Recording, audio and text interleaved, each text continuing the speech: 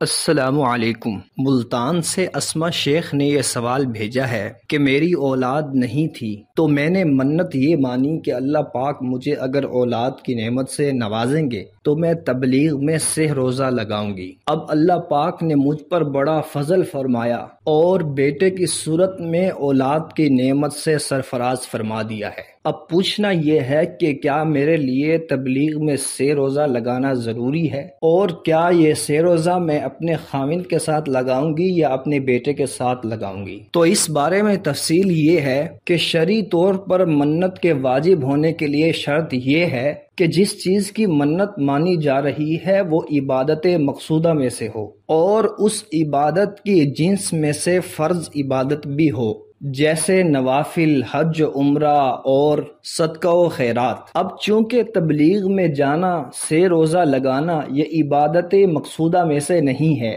بلکہ لوگوں کو عبادت مقصودہ پر لانے کا ایک ذریعہ ہے، اور اس کی جنس میں سے فرض عبادت بھی نہیں ہے۔ اس لیے شرعی طور پر آپ کے لیے تبلیغ میں جانے کی منت کو پورا کرنا واجب نہیں ہے، البتہ اخلاقی فرض یہ بنتا ہے کہ اپنی اس بات کو پورا کیا جائے، کیونکہ یہ اللہ سے وعدہ ہے اور مسلمان اپنے وعدے کو پورا کرتا ہے۔